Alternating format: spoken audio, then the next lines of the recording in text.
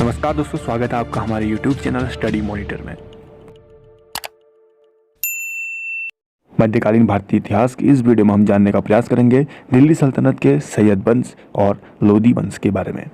तो दोस्तों, जैसे कि पिछले वीडियो में हमने देखा था तुगलक वंश में कि अंत में तैमूरलंग भारत पर आक्रमण करता है लगभग 1398 के आसपास, और यहाँ पर से जो है तुगलक वंश का लगभग पूरा वंश समाप्त ये कर देता है। और यहाँ इंडिया से उसको बहुत बड़ा सपोर्ट मिलता है खिज्र खां का। और वापस लौटते टाइम जो है तैमूर ने जीते हुए कुछ क्षेत्रों में से कुछ क्षेत्रों का तैमूरलंग का जो सेनापति या फिर बोल सकते हैं जिसका सपोर्ट इंडिया से मिला था खिज्र खां, उसे शासक बना देता है। और बाद में यही खिज्र खां सैयद वंश की स्थापना करता है। तो आइए दोस्तों, इस वीडियो में हम डिस्कस करेंगे सैयद वंश के बारे में, और उसके पश्चात लोदी वंश के बारे में भी हम इसी वीडियो में डिस्कस करेंगे। और दोस्तों, अगर आपने पिछली वीडियो यानी तुगलक वंश वाली वीडियो नहीं देखी है तो आपको डिस्क्रिप्शन बॉक्स में पहले नंबर पर उसका लिंक मिल जाएगा, ज़रूर आप लोग इसको चेकआउट करें। तो सैयद वंश है उसको स्थापित करने का श्रेय जाता है खिज्र खां को, और इसने यह स्थापना की थी 1414 ईस्वी में। खिज्र खां ने सुल्तान की उपाधि धारण नहीं की, यह पॉइंट काफ़ी इंपॉर्टेंट है, बल्कि उसने जो है रैयत ए आला की उपाधि ली। क्वेश्चन कैसे भी बने आप लोग पॉइंट याद रखें। नेक्स्ट पॉइंट हो जाएगा खिज्र खां जो है तैमूरलंग का सेनापति था। भारत से लौटते समय तैमूरलंग ने जो है खिज्र खां को मुल्तान, लाहौर और दीपालपुर का शासक नियुक्त किया था। तो जीते हुए क्षेत्रों में से मुल्तान, लाहौर और दीपालपुर का इसको शासक बना दिया था तैमूरलंग ने। तो बेसिकली जो खिज्र खां था वो नियमित रूप से तैमूर के पुत्र शाहरुख को कर देता था, यानी कि तैमूर का जो उत्तराधिकारी था शाहरुख, उसे यह नियमित रूप से टैक्स देता था। हालांकि कुछ इतिहासकारों का मानना यह भी है कि वह अपने शासनकाल में तैमूर का जो उत्तराधिकारी था शाहरुख के प्रतिनिधि के रूप में शासन करने का एक दिखावा करता था। नेक्स्ट पॉइंट है उसने अपने सिक्कों पर तुगलक सुल्तानों का नाम उत्कीर्ण कराया था। ये पॉइंट भी काफ़ी इम्पोर्टेंट है। और फाइनली खिज्र खां की मृत्यु हो जाती है 20 मई 1421 ईस्वी में, और यहाँ से उसका जो पुत्र था मुबारक खां वो जो है शाह की उपाधि धारण करता है और गद्दी पर बैठ जाता है। और मुबारक के शासनकाल में जो याहिया बिन अहमद सरहिंदी नामक एक लेखक था उसने प्रसिद्ध पुस्तक तारीख़ मुबारक शाही लिखी। तो पॉइंट बहुत इंपॉर्टेंट है, तारीख़ मुबारक शाही किसने लिखी? तो आंसर क्या हो जाएगा? याहिया बिन अहमद सरहिंदी। या फिर प्रश्न कैसे भी पूछे कि याहिया बिन अहमद सरहिंदी ने जो है किसके शासनकाल में यह पुस्तक लिखी, ऐसा भी आ सकता है। चाहे कैसे भी आए आप लोग इसको देख सकते हैं। यमुना के किनारे मुबारकाबाद की स्थापना भी मुबारक शाह ने की थी। तो मुबारकाबाद की स्थापना का श्रेय जाता है मुबारक शाह को। और नेक्स्ट पॉइंट है मुबारक शाह ने अपने नाम के सिक्के जारी किए थे तथा अपने नाम का खुतबा भी पढ़वाया था। तो ये पॉइंट भी इम्पोर्टेंट हो सकता है।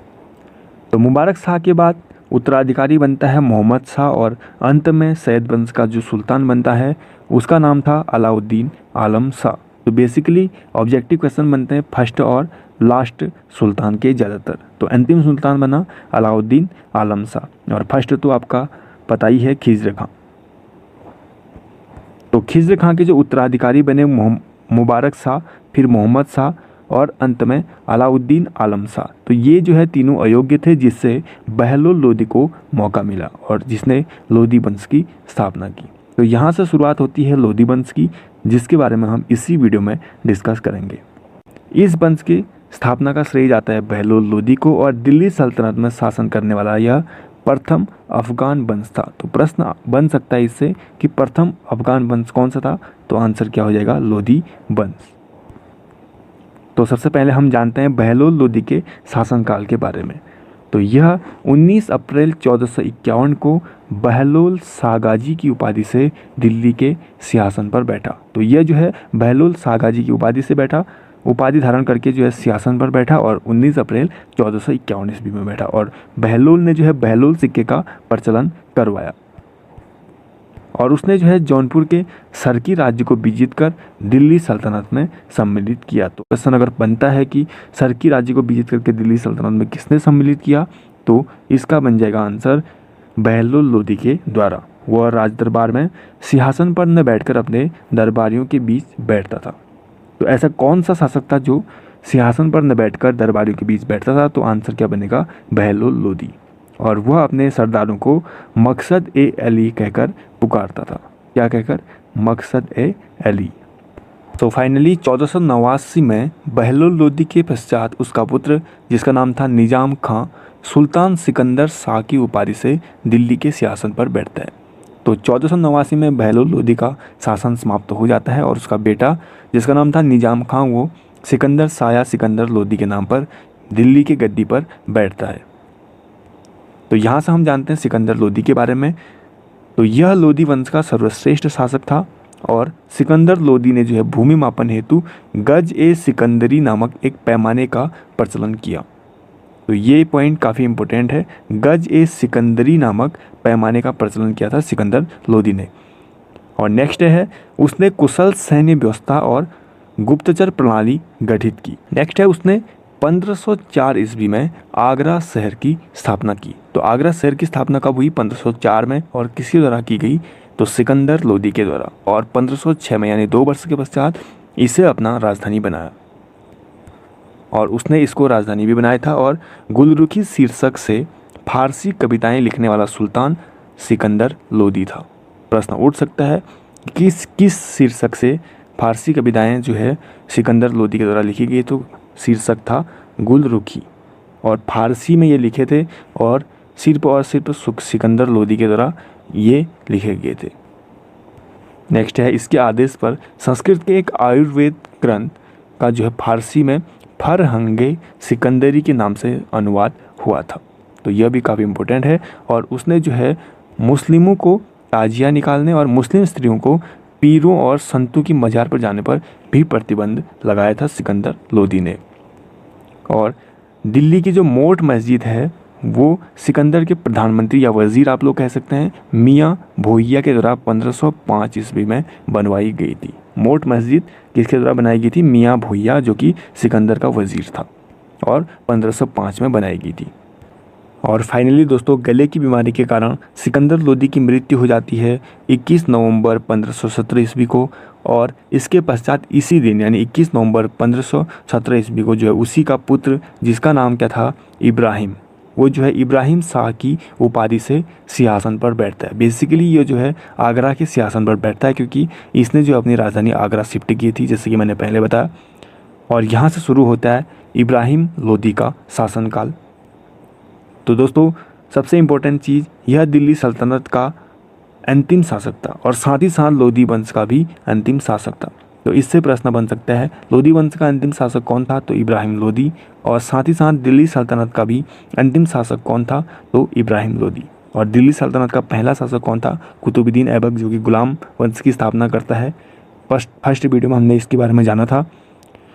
और इब्राहिम लोदी ने जो है दरबार के शक्तिशाली सरदारों के दमन की नीति अपनाई, जिससे वो क्या हो गया? अलोकप्रिय हो गया। और दोस्तों, 21 अप्रैल 1526 ईस्वी में जब पानीपत का प्रथम युद्ध हुआ इब्राहिम लोदी और बाबर के बीच, तो यह जो है इब्राहिम लोदी जो है बाबर से हार गया और युद्ध में वह जो है मारा गया दोस्तों। तो यहाँ पर 2 पॉइंट बन सकते हैं। पानीपत का प्रथम युद्ध कब हुआ? तो 21 अप्रैल 1526 को। और किस किस के बीच हुआ था? इब्राहिम लोदी, जो कि दिल्ली सल्तनत का अंतिम शासक था या फिर लोदी वंश का अंतिम शासक था, उसका और बाबर के बीच हुआ था यह युद्ध। और यहाँ पर बाबर जीतता है और इब्राहिम लोदी हार के मारा जाता है। और दोस्तों, एक पॉइंट और बन सकता है, जो बाबर को यहाँ पे इनवाइट किया था भारत पर आक्रमण करने के लिए, तो वो जो है पंजाब के शासक, जिसका नाम था दौलत खां लोदी, और इब्राहिम लोदी का चाचा था जिसका नाम था आलम खां। तो इन्होंने जो है उसको इनवाइट किया था इंडिया पर आक्रमण करने के लिए। तो एक पॉइंट ये भी बन सकता है। और इसी प्रकार से जो है दिल्ली सल्तनत काल समाप्त हो जाते हैं। सो आई होप आपको ये वीडियो पसंद आई होगी। अगर आपको ये वीडियो थोड़ी सी भी हेल्पफुल लगी तो लाइक और कमेंट करके ज़रूर बताएं और अपने ज़्यादा से ज़्यादा दोस्तों तक इस वीडियो को ज़रूर पहुंचा दें। मिनिमम 2 से 5 लोगों तक तो आप इस वीडियो को ज़रूर पहुंचा दें। और दोस्तों, अगर आपने हमारे चैनल को अभी तक सब्सक्राइब नहीं किया है तो नीचे रेड कलर के सब्सक्राइब बटन को प्रेस करके नोटिफिकेशन बेल को भी ज़रूर दबाएँ, ताकि आगे भी बहुत सारे इंपॉर्टेंट वीडियोज़ की नोटिफिकेशन आपको सबसे पहले मिले। और दोस्तों इतिहास सीरीज़ की अन्य वीडियोज़ भी आगे आते रहेंगी। पूरी प्लेलिस्ट आपको लेफ्ट साइड में दिख जाएगी। और हमारे चैनल पर जाने के लिए राइट साइड में आपको हमारे चैनल का लोगो दिख रहा होगा, वहाँ से आप चैनल को विजिट करके अन्य प्लेलिस्ट भी चेकआउट कर सकते हैं।